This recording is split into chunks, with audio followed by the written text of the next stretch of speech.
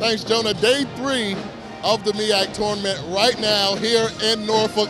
It's on and popping. As you can see, the band behind me is going. They had to give out some individual awards earlier this morning as 2 members of the Seagulls men's basketball team were honored with all-conference awards. The first, senior point guard Blair Davis.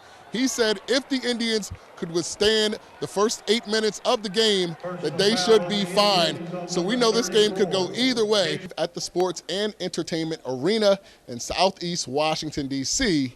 for the Washington Wizards 2019 NBA Draft Party. Take another look at it in slow-mo. About 75% of that net exposed, and the shot is swallowed up by the 20-year-old Canadian.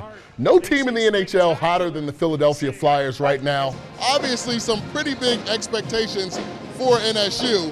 Also, as I talked about yesterday, pretty big expectations for the women of Maryland Eastern Shore.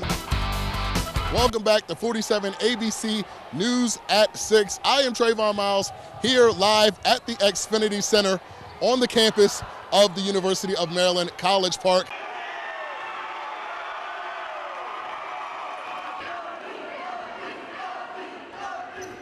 Sometimes it's the journey that teaches you a lot about your destination. Thousands of fans get to see the finished product, but rarely do they see what it took to get there. Until today. Jordan Duffy, combo guard from Salisbury, Maryland, and this is my story.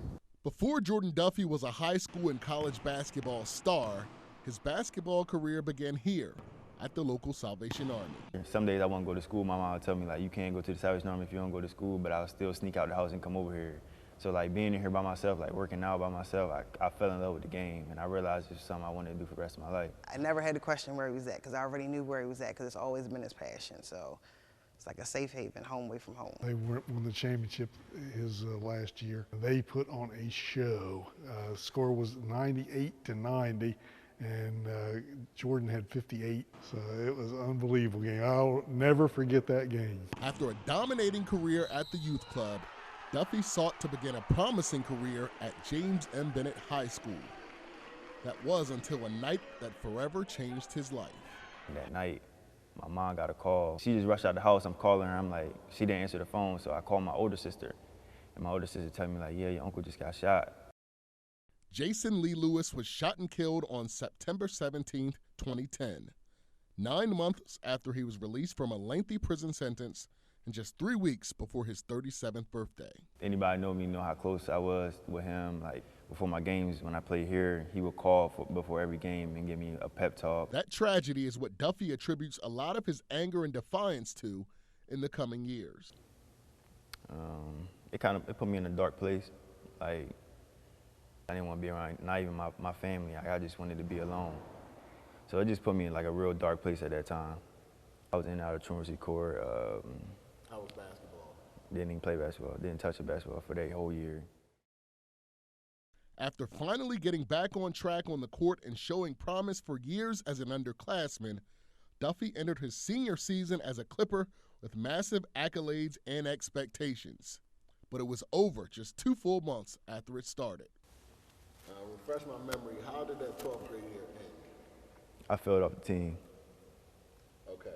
In addition to failing off the team, Duffy had also gotten ejected from 2 games, received numerous technical fouls, and alienated many coaches and teammates. One of the most talented players in the state looked to be headed down a dangerous path. I was young, so like whatever I did, I was gonna stand on, you know? Like I wasn't going like, I ain't had no regret on what I did, like, and I was just young. I didn't know how to deal with that type of stuff at the time. I didn't know how to just walk away. After graduating high school, Duffy had no intentions on playing college basketball until he was convinced by AAU teammates. Even then, grades were an issue. They weren't even good enough to get into prep, so I had no other choice but to go to a JUCO. Less than 3 months from not having any collegiate plans post-high school, Duff would settle upon a small junior college just north of Houston, Texas, over 1,500 miles away from Salisbury. Following 2 super successful years at San Jac, Duffy became the target of many Division I programs around the country. After 2 years in Texas, he contemplated returning closer to home, but ultimately decided against it. I didn't want to come close to home because I didn't want to be able to drive home or ride home whenever I wanted because I knew I wasn't going to go back and go to school. Like, I needed to be away from home, like, so I could stay in the books. He'd land at the University of North Texas. It was a lot of schools promising me stuff, but they didn't go out their way how North Texas did. They made me feel like I was at the right place at the right time. Duffy, who rarely got good grades throughout any of his high school career, began to dig in mentally in the classroom.